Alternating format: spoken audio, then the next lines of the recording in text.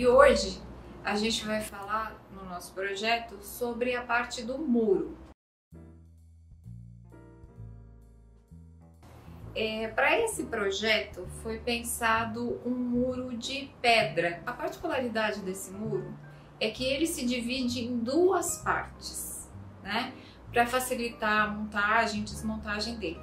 O pintor tem que pensar nisso porque a gente precisa pensar num acabamento que faça esse muro ficar realista, sendo que ele é dividido em duas partes. Então a gente tem que cobrir essa emenda de forma que ela fique disfarçada, que ela não apareça no projeto final. E também tem que entender se esse muro vai ser desmontado e montado várias vezes, ou se ele vai ser colocado num lugar e vai ficar lá e não vai ser mais desmontado. Tudo isso influencia no tipo de acabamento que a gente vai fazer nessa peça. Esse muro também tem a seguinte particularidade: ele foi pensado para ser um tipo de pedra que ela não vai nenhum tipo de argamassa nela. Nos muros de pedra que a gente vê, que as pedras elas são encaixadas uma na outra. Sempre quando a gente vai pensar num projeto, precisa pensar como é na vida real, como funciona essa pedra no mundo real. Se ela vai ser encaixada, tem esses tipos de muro, porque esse muro é um muro de pedra que tem muito no litoral, que tem muito na praia. Então ele tem uma característica específica. Por isso, quando a gente vai pintar, a gente precisa pensar nisso antes. Como nós vamos utilizar os materiais para que ele fique o mais realista possível. Eu costumo, além de ver as imagens que normalmente o cenógrafo, que é quem desenha o cenário, envia pra gente, do que é que ele quer, do que é que ele está pensando para o cenário, de também buscar referências, seja de foto ou seja de algum lugar que eu estou passando e tem aquela referência, para eu poder imaginar como que eu tenho que fazer para que aquilo fique parecido com o da vida real. A escolha dos materiais. A gente escolhe material pensando no que fica melhor para a gente trabalhar, para dar o realismo da peça, mas também que tipo de material a gente tem disponível, né, para trabalhar, e também o preço. Porque às vezes a gente quer um material, mas o preço dele fica muito caro na produção, não dá para a gente utilizar o material. Então a gente utiliza o que tem, o que é possível. A pedra, ela pode ser feita de diversos materiais, desde do papelão, o papel, o EVA. Tem também um produto que se chama Vacuumform, que é um molde que é feito de plástico, e a gente utiliza isso também, é um recurso utilizado para fazer pedra. Para escolher o tipo de material, a gente também pensa na resistência do material. Se essa peça que a gente está fazendo, ela vai ter contato com as pessoas ou não, ela vai aparecer na frente do palco, por exemplo, ou ela vai ficar mais escondida. Tudo isso também influencia na escolha do material que a gente vai usar. Nesse caso, para esse projeto, a gente escolheu a espuma, porque é um material leve, é barato, a gente encontra com facilidade e ele também é resistente a impacto, resistente a se alguém de repente for sentar no muro ou for encostar no muro, esse material vai resistir melhor. Eu vou falar uma coisa que a gente faz normalmente quando tem um primeiro contato com o projeto, porque é uma prova do material que a gente vai usar, da técnica de pintura que nós vamos aplicar sobre esse material, para saber se o que a gente está pensando é o que vai ser feito no cenário depois. Então a gente pega um pedaço de madeira, um pedaço de madeira pequeno, normalmente assim com 1 metro mais ou menos de diâmetro, para fazer essa prova, para colar os materiais, pintar, e manda isso para o cenógrafo, seja uma fotografia ou seja a peça mesmo, para ele aprovar, para ver se o que a gente está pensando é o resultado que precisa para aquele projeto. Nesse caso do muro, eu também vou fazer essa prova de ver como fica o que eu estou querendo fazer, se vai dar o resultado que precisa para o projeto. Primeiro a gente vai falar da montagem desse muro, como a gente vai colar e cortar essa espuma para que ela fique com cara de pedra. A espuma ela vem em rolo, a gente compra espuma por metro.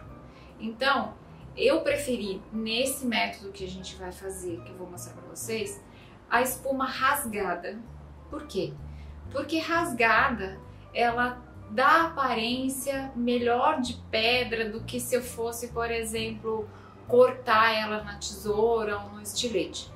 Se eu for cortar, ela vai ficar com uma aparência ou de um quadrado ou de um círculo, vai ficar muito marcado, e pedra não é assim. Então, rasgar a espuma dá uma aparência melhor de pedra. Tamanho não importa muito. Eu vou rasgando ela em pedaços diferentes, de tamanhos diferentes, e vou começar a aplicar essa espuma do centro da peça para as laterais. Por quê? Porque nesse muro a gente vai fazer de um lado o acabamento dele, a pedra vira, ela continua porque ela tem um volume na lateral, e do outro lado vai ficar emenda. Então onde vai ficar emenda vai ser o último lugar que eu vou fazer, porque eu preciso colocar as duas partes do muro juntas para poder entender como vai ficar a emenda e qual o melhor jeito de eu disfarçar essa emenda. Outra coisa, para a gente colar a espuma, eu uso normalmente a cola de contato, porque a cola de contato ela é a que melhor adere à madeira, não vou ter problema de descolagem. Só que a cola de contato é tóxica, portanto, tomar cuidado com esse material, usar luva, usar máscara, porque é muito importante. A cola de contato funciona assim, você tem que passar cola nas duas partes, no material que vai ser colado, né, no caso a espuma, e na madeira, porque ela funciona por contato. Então a gente passa a cola nas duas bases, na madeira e na espuma, espera secar um pouquinho e depois cola as duas peças. É importante, colou, não vai descolar mais. Se precisar descolar, tem que rasgar a espuma, lixar a peça, porque a aderência é alta. A primeira coisa que eu vou fazer, eu vou colar primeiro da base para cima, né, de baixo para cima, e vou colar do centro para fora. Primeiro eu vou colando as partes maiores, que seriam as pedras maiores, e como esse tipo de muro tem pedrinhas que estão encaixadas nos vãos onde as pedras maiores estão, para dar uma estabilidade para o muro, eu vou fazer do mesmo jeito.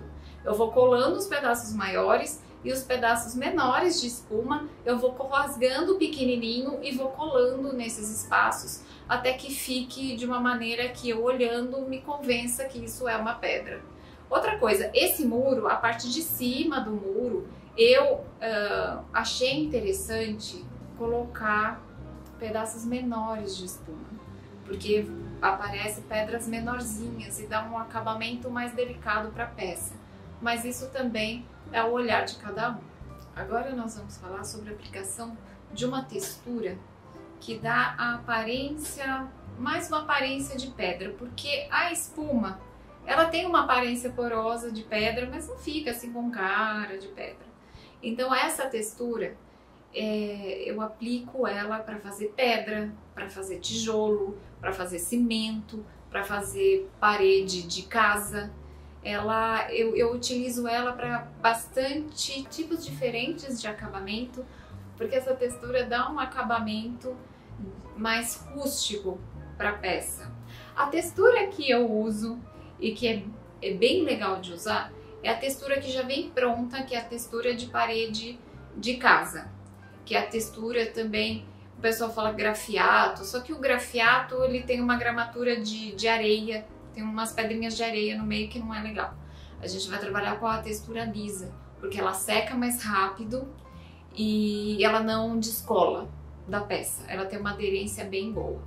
A receitinha dessa textura a gente utiliza a massa, água, um pigmento, seja a tinta que já tenha pronta, ou se não tiver a tinta, pigmenta, coloca a cor que a gente quer para essa massa, e um pouquinho de pó de serra, se a gente quer dar uma textura um pouquinho mais granulada para essa textura, porque ela é lisa.